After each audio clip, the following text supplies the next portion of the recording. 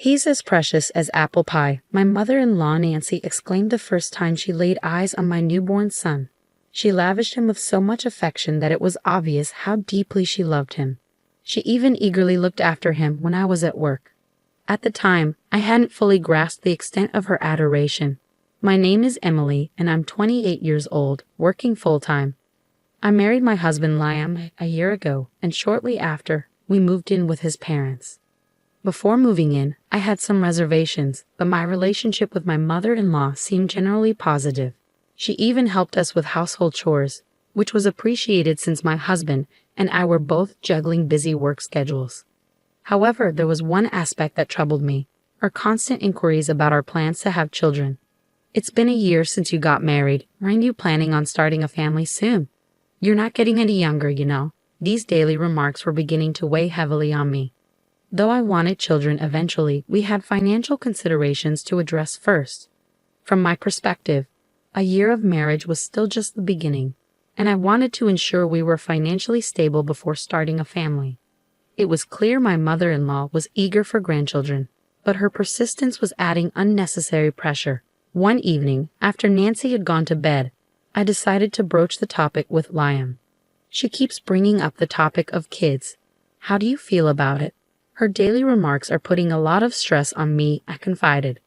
Liam seemed taken aback, apologizing for not realizing how persistent his mother had been. He assured me he would talk to her about it. Then he proposed something. Not because Mom is pushing us, but should we start thinking about having a child?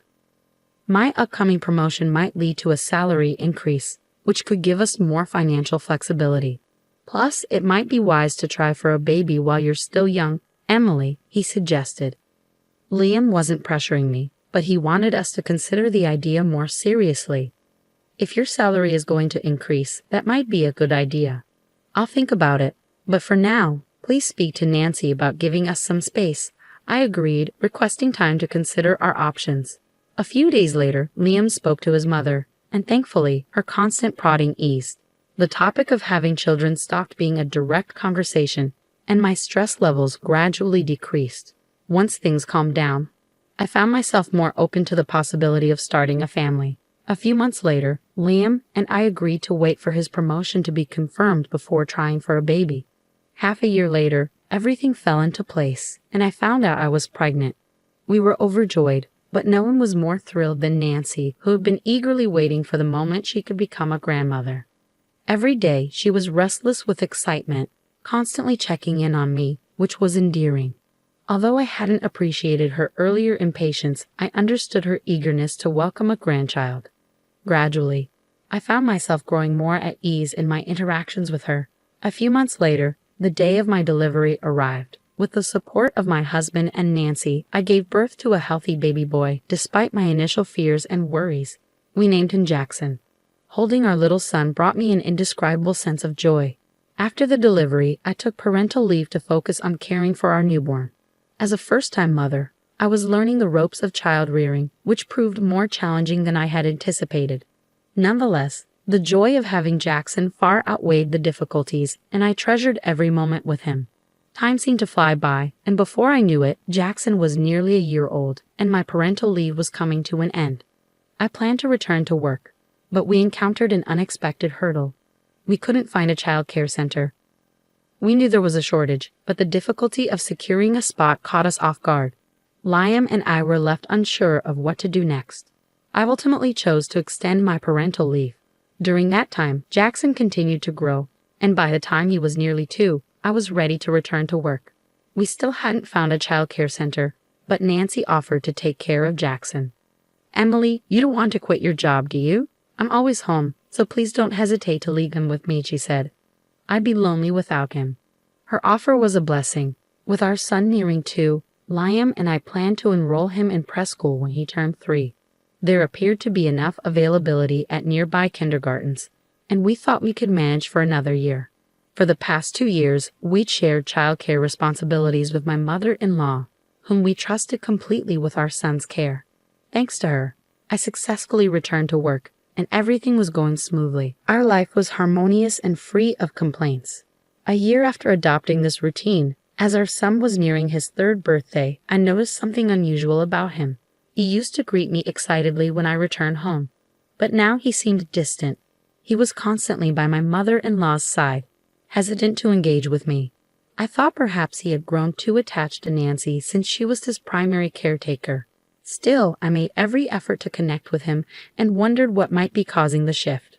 Then, a more troubling issue arose. Jackson had suddenly stopped speaking almost entirely. As he had grown older, he had become a chatty child, sometimes even to the point of excess. Now, it was as if he were a completely different person, silent and withdrawn. I wondered whether my absence was causing him to feel lonely or if there was something else going on. My husband also noticed something was amiss, so we decided to take him to the hospital for an evaluation. However, my mother-in-law strongly opposed the idea. A hospital? Jackson's fine. He's a good boy, she insisted. I'm the one taking care of him, so trust me. Don't label him as sick. My mother-in-law protested frantically. Her strong resistance raised my suspicions. Normally, a protective mother would want to rush to the hospital if she thought something was wrong. Yet she was actively opposing us taking him. My previous trust in her caring for our son now began to waver. My husband also sensed something off about my mother-in-law and brought it up one night after she went to bed. Do you really think nothing's wrong with Jackson? Mom's so adamant that he's fine, but I think we should get him checked out, he said. I agreed with my husband. Our once lively, talkative son had become completely subdued. No matter how much my mother-in-law insisted he was fine, we couldn't just ignore the changes in him. We decided on the spot to take him to the hospital right away. A few days later, my husband adjusted his work schedule to match mine, and we took our son to the hospital. My mother-in-law remained unhappy about our decision. I told you he's fine. This is a wild goose chase, she grumbled as we left the house. She initially wanted to accompany us, but my husband suggested it would be best if just the two of us went. Ignoring her irritation, we set out for the hospital with our son. Our focus was entirely on our child, not on my mother-in-law's reactions. Throughout the drive, our son remained silent. My husband and I tried to lift his spirits, but our efforts were in vain. We exchanged worried glances, wondering if something could be wrong with him. Once we arrived at the hospital, our son underwent a series of tests while my husband and I anxiously awaited the doctor's diagnosis. We were prepared to accept any result calmly, but the doctor's findings were unexpected. Despite the numerous tests, the doctor found no physical abnormalities in our son. A sense of relief washed over us, but it left us puzzled. What had caused our son to change so dramatically? To our questions, the doctor suggested it could be something psychological. My husband and I discussed various possibilities on our way home from the hospital, but couldn't come to any definitive conclusions. As soon as we arrived home, my mother-in-law, as if lying in wait, immediately asked about the test results. When we told her there were no physical issues, she responded with a triumphant, "See, I told you so." We deliberately refrained from mentioning the possibility of a psychological aspect, knowing she would likely cause a fuss over it. From then on, my husband and I paid even closer attention to our son, keeping a watchful eye on his behavior and well-being. I made an effort to return home from work earlier than usual to spend more time with our son. My husband did the same, making an effort to converse with him more often and share activities like bath time, hoping to establish a strong bond and better communication. As we adjusted our schedules and devoted more time to our son, gradual changes began to appear. He still didn't speak much, but he started approaching me with a smile, much like he did before. My husband and I reflected on our actions, realizing we may have inadvertently made him feel lonely. I even considered the possibility of quitting my job. Then, one day after work, I arrived home to find our son eagerly waiting to greet me. Such a sight had become rare, and it filled me with joy. As I patted his head and told him to wait in the living room while I changed, my mother-in-law emerged from the living room. Just as I was about to head to the bedroom, she stopped me, saying she needed to discuss something about our son. Lately, Jackson has been showing a defiant attitude towards me. Did you say anything to him? She asked calmly, but her smile seemed strained, sending a shiver down my spine. Defiant? I haven't seen that, and I haven't said anything to him, I replied.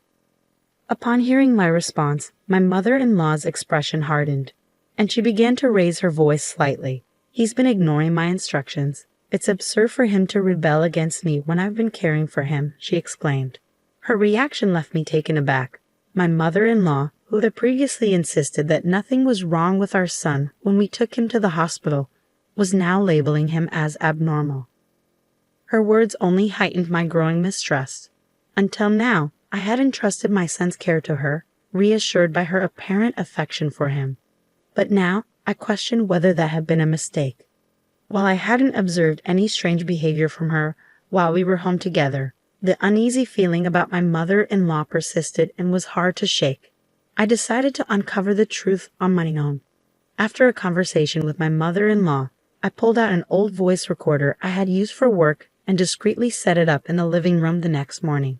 Spying on my family made me uneasy, and I feared my husband might disapprove, so I kept the plan to myself.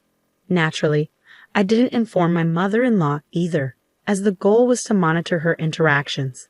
The following day, after returning from work, I retrieved the recorder from the living room and played back the recording in the privacy of our bedroom. What I heard was shocking. The words my mother-in-law had spoken were unimaginable. My hand trembled from the impact, and a surge of anger swept through me. I was furious with my mother-in-law and with myself for not noticing her behavior sooner. After composing myself, I contacted my husband and asked him to come home as soon as possible. I was considering leaving the house with our son. I apologized to him for recording without his consent and attached the audio file I had retrieved. After sending him the recording, I quickly returned to the living room, gathered my son, and took him to the bedroom. My mother-in-law seemed slightly irritated but didn't say anything as I settled our son down for sleep. As I waited for my husband to return home, I found solace in watching my son's peaceful sleeping face. Suddenly, I heard the sound of my husband entering the house, followed by the echo of his raised voice from the living room. "Hey, Mom, what's going on?" he exclaimed, his hurried footsteps revealing his urgency. Rushing to the living room as quietly as possible, so as not to disturb my sleeping son, I found my mother-in-law standing there, visibly taken aback by my husband's uncharacteristic anger. Attempting to calm him down, I reminded him, "Jackson is sleeping." My words seemed to bring him back to his senses, and he took a deep breath before motioning for my mother-in-law to sit in front of us. Confused, she stammered, "Wait, what's happening?" Placing the recorder in front of her, I proceeded to explain why my husband and I were upset. "Sorry, but we recorded you while you were alone with Jackson. Can you explain this to us?" I asked before pressing play on the stored audio. The room was filled with the unsettling sound of my mother-in-law's voice, uttering numerous words directed at my son. Despite the discomfort, my husband and I silently endured, allowing her to listen. "When will you understand? I am your mom. You should call me Mom, okay? That woman is not your mom, so don't get along with her, even when she comes back. You've been clinging to that woman lately, and you even welcomed her home yesterday. But you don't have to do that." To my shock, my mother-in-law was demanding that our son call her Mama, even instructing him not to get close to me, his actual mother, upon my return home. Stunned into silence, I could hardly believe what I was hearing. When I first heard the recording, I realized it explained why our son had been acting strangely. My husband listened in disbelief as he heard his mother referring to me, Emily Wright, and teaching our son that I wasn't his real mother. He confronted his mother, calm yet clearly angry. Re-listening to the recording only deepened the disturbing reality of what had been happening. "You're mistaken.